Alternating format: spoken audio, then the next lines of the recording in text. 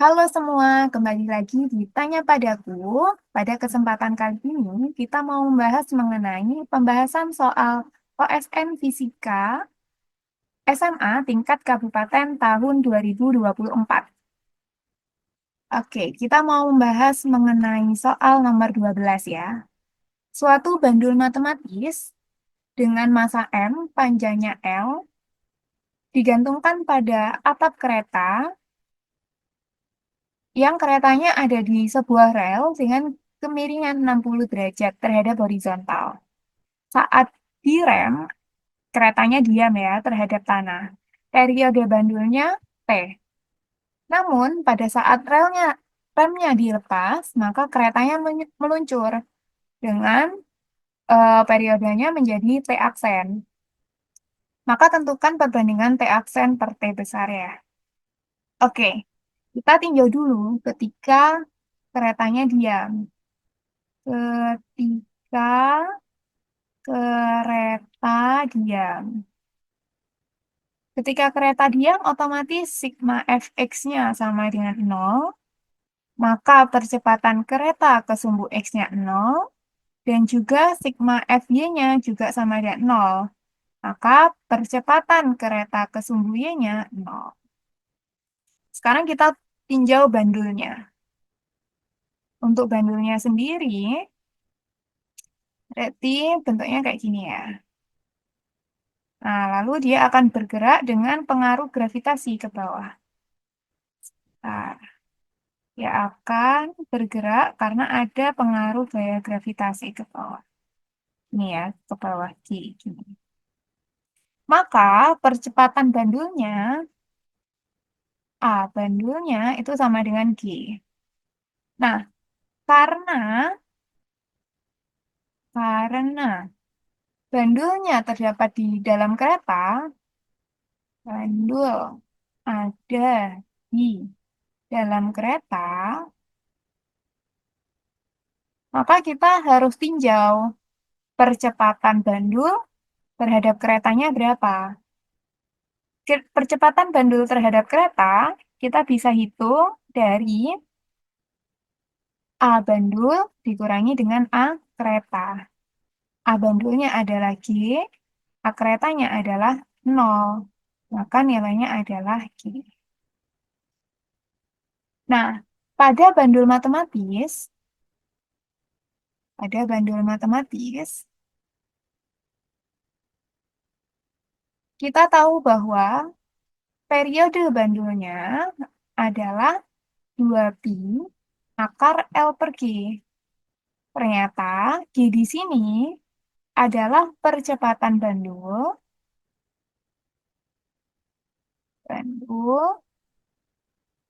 terhadap kerangka acuannya. Terhadap kerangka acuan. Acuan. Otomatis, G di sini nilainya sama dengan percepatan bandul terhadap kereta. Kayak gitu. Oke, ini ketika keretanya diam. Periodenya sekian. Nah, sekarang kita tinjau ketika keretanya bergerak. Kereta bergerak. Nah, ketika keretanya bergerak, maka kita gambar dulu gaya-gaya yang bekerja. Ada gaya W, ada gaya N, namun di sini tidak ada F gesek. Maka W-nya ini kita jabarin ke bawah gini, ke kanan, ke kiri. Lalu ini sudutnya theta, berarti di sini adalah W cos theta, di sini adalah W sin theta. Otomatis nanti sigma fx-nya, sigma fx-nya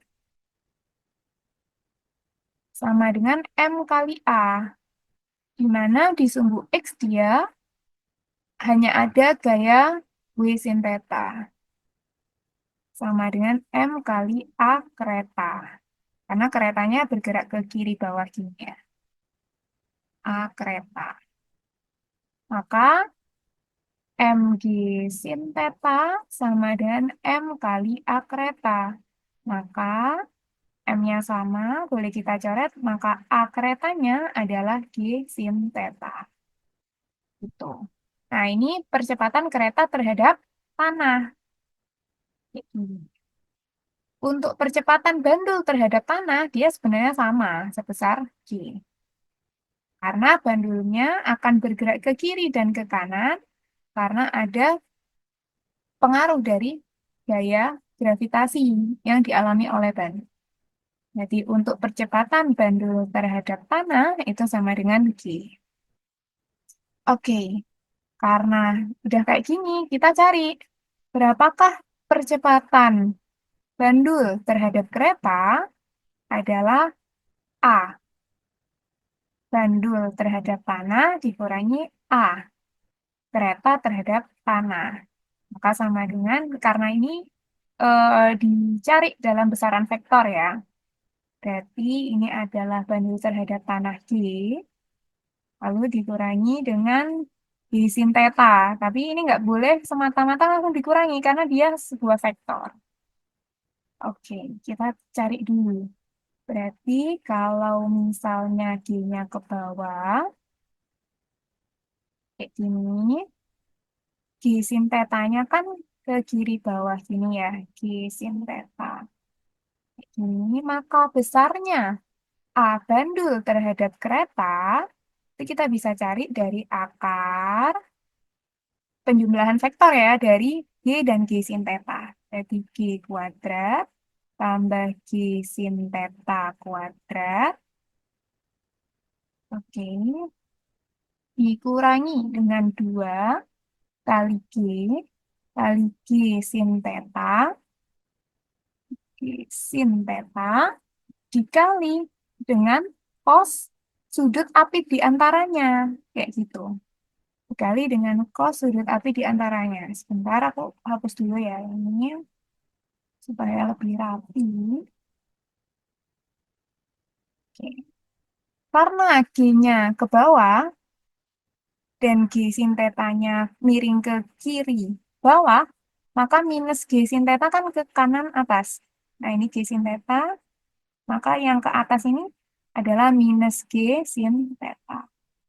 Oke, berarti A bandul terhadap kereta adalah akar, ini aku pindah ke sini ya, yang tadi yang aku hapus.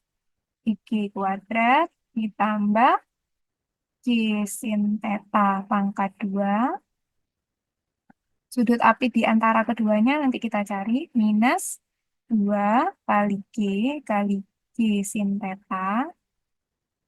Karena ini G kali G sin theta, ini maka kita bisa jadikan G kuadrat kali sin theta ya. Ini penjumlahan vektor. G kuadrat kali sin theta. Lalu cos sudut apit di antara keduanya. Cos berapa? Karena ini minus, maka sudut apitnya yang ini. Jadi berapa nih sudut apitnya? Kalau misal kita gambar, nah kayak gini, maka ini adalah 90 derajat, dan ini adalah sudut tetanya ya, sesuai dengan ini. Ini sudut tetanya di sini. Berarti cosnya berapa? Cos sudut apit di antara keduanya adalah penjumlahan antara theta dan 90 derajat. Cos 90 plus theta. Kayak gini. Dimana kalau kita cari 90 plus theta, cos dari 90 plus theta, perlu diingat-ingat, cos 90 plus theta, nilainya akan setara dengan sin theta. Hmm. Maka percepatan bandul terhadap kapal itu adalah akar, jadi G kuadrat, ditambah G kuadrat kali sin kuadrat theta, terus habis itu dikurangi G kuadrat 2G kuadrat. Ini kan sin theta dikali cos ini nilainya tadi adalah sin theta. Berarti G kuadrat sin kuadrat theta. Berarti percepatan bandul terhadap kereta adalah akar G kuadrat, ini G kuadrat sin kuadrat theta dikurangi G kuadrat sin kuadrat theta. Berarti minus G kuadrat sin kuadrat theta. Oke, berarti sama dengan G-nya kita keluarkan. Berarti jadinya akar 1 min sin kuadrat theta, di mana 1 min sin kuadrat theta adalah cos theta. Cos kuadrat theta. Cos kuadrat theta di akar, maka menjadi G cos theta. Oke, seperti ini. Maka, kita udah tahu bahwa percepatan bandul terhadap kapalnya adalah G cos theta. Tinggal kita masukkan ke persamaan bandul matematisnya. Maka, T aksennya akan menjadi, tadi persamaannya adalah 2pi akar L per apa bawahnya? Percepatan bandul terhadap kereta. Jadi T aksennya adalah 2pi akar L per G cos theta. Kayak gini. Nah, lalu kita tadi di soal disuruh mencari apa? Disuruh mencari T aksen per T.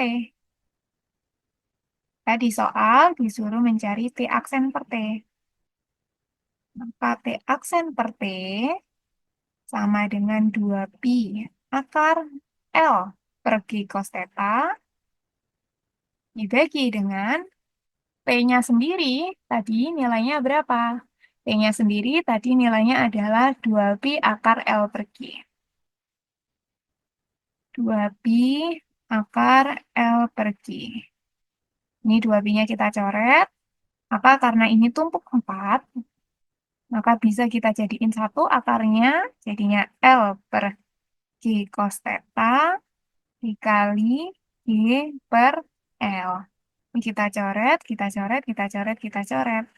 Nah, jadinya akar 1 per cos theta. Cos theta-nya tadi berapa? 60 derajat ya. Di soal, kita tahu bahwa sudutnya adalah 60 derajat. Maka akar 1 per cos 60. Cos 60 adalah setengah. Jadi akar 1 per setengah. Maka jadinya akar 2. Akar 2 berapa? 1,4. Di sini tidak ada satuan karena dia berupa perbandingan. Maka jawaban dari soal nomor 12 ini adalah 1,4. Oke, mungkin sekian dulu pembahasan soal dari soal nomor 12 ini. Semoga bermanfaat ya.